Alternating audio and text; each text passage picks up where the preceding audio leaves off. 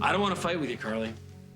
Well, Jack, maybe you could have thought of that before you started to interrogate Gabriel. I wasn't interrogating him. I was asking him what happened when Craig supposedly attacked him. What do you mean, supposedly? Gabriel told the police that Craig is the one who knocked him out and left him there to die. You know how Gabriel claims Craig did that with that little angel figurine you kept on your desk? How much do you think that thing weighs? A pound? 18 ounces, maybe? Ballpark. You're off the case. Technically. Officially. So just let it go, okay? I can't do that. Gabriel's story just doesn't add up.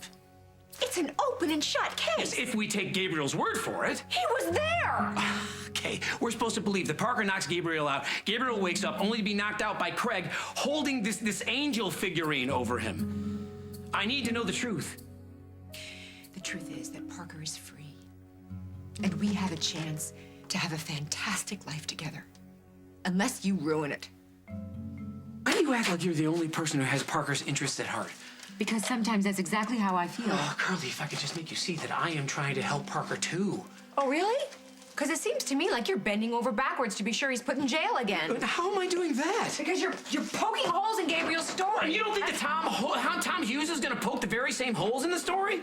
Maybe he will, but that's his job. Let him do it. Okay, this entire case hinges on one person's testimony, Gabriel's, and he's made no secret of the fact that he hates Craig. Uh-huh, and he got his revenge.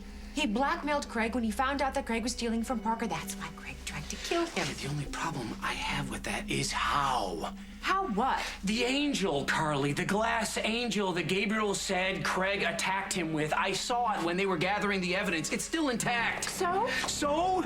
If Craig had used it to hit Gabriel with the amount of force it would take to knock him out, the thing would be in a million pieces. For Pete's sake, Jack, would you let it go? For Parker's sake, for my sanity, would you let it go? I can't do that. Of course you can't. No, Carly, and it's not because I'm stubborn or obsessed or contrary. It's because I'm trying to do what's right here. The right thing to do is to protect our son. And if you don't understand that, we have nothing left to talk about. Great. You're fighting again.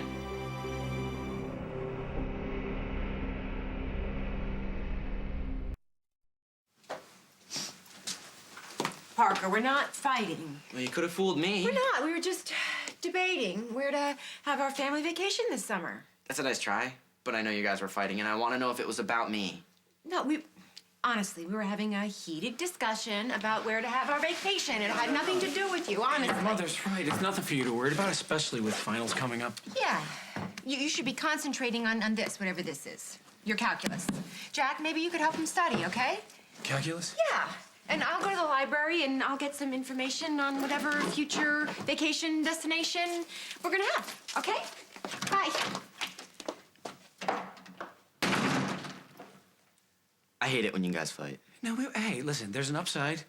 It means that we really care.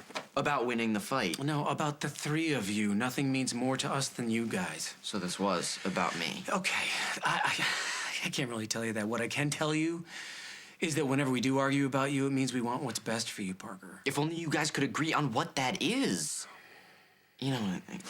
Hey, what about calculus? Forget about it. You're off the hook, okay? I need to spend some time on U.S. history. Like they say, otherwise I'll repeat it.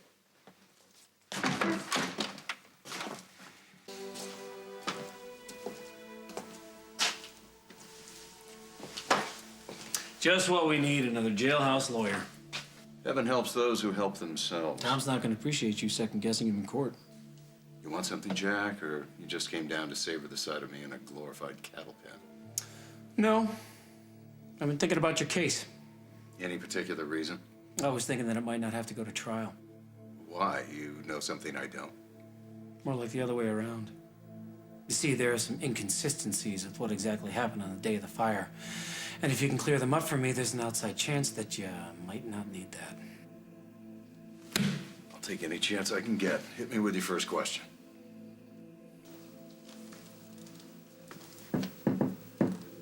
Hi, Kenny. Hey, have you been, Mrs. Tenney? Oh, come on now. We've known each other for a lot of years. You should call me Carly. You are looking really good, you know that? So, listen. Actually, I'm here to do Jack a little favor. He was here yesterday. He was going through some evidence boxes, and I think somehow he lost his watch in the process.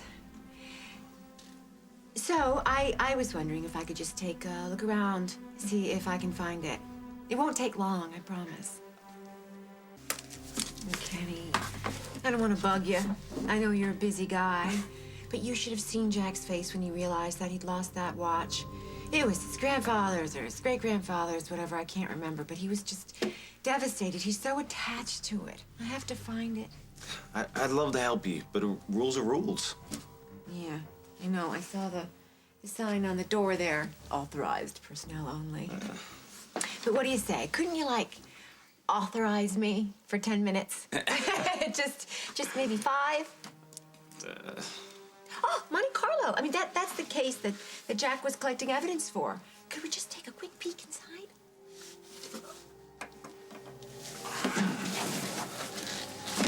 I never let you anywhere near this, okay? As a matter of fact, Kenny, I wasn't even here.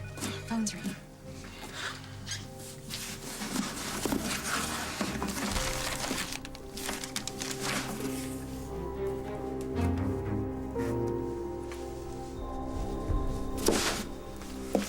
Did you start the fire or not, Craig?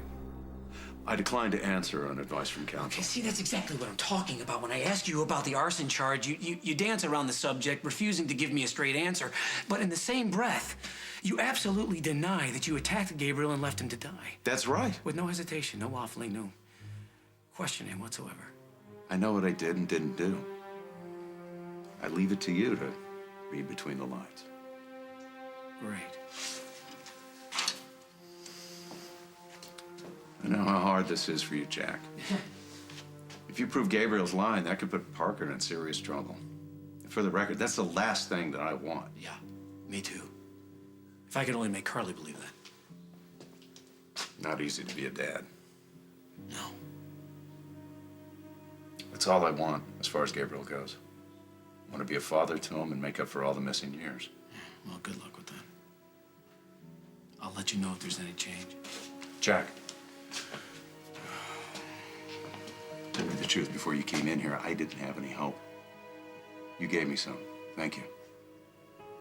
I'd like to give you something in return. What could you possibly give me, Craig?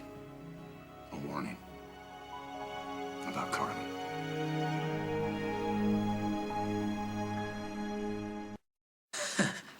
Okay.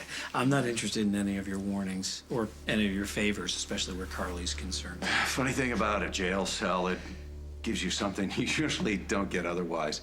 Time to think. And I've thought a lot about why I wound up in here.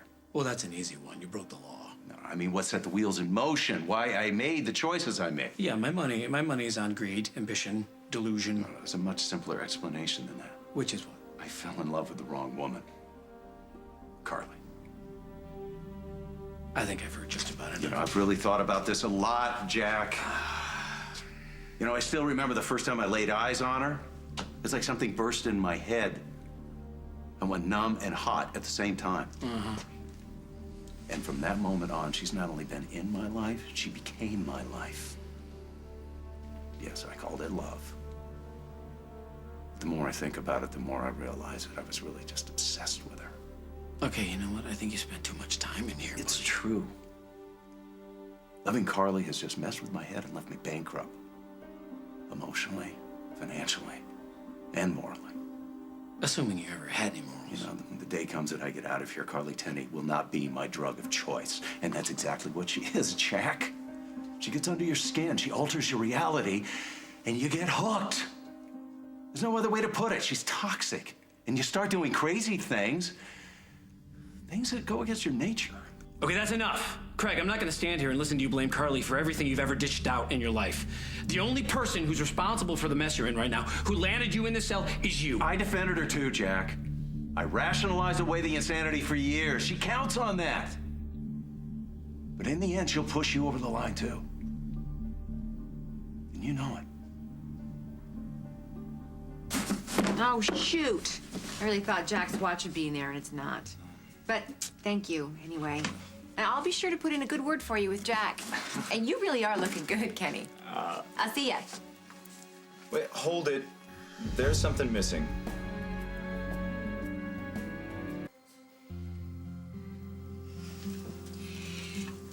I'm sorry. It's not what you think. I mean, yeah, I took it, and I know it's evidence, and I know it was wrong, but It means so much to me. This angel sat on my desk for years. It's been through a million ups and downs with me, and it's a miracle that it survived that fire. But it's still evidence. Yes, it is. I got this. What the hell are you doing here, Carly? I'm trying to help. Help. Yeah. Well, you said you wanted to know what I think this weighs, so I'd say it's about a pound.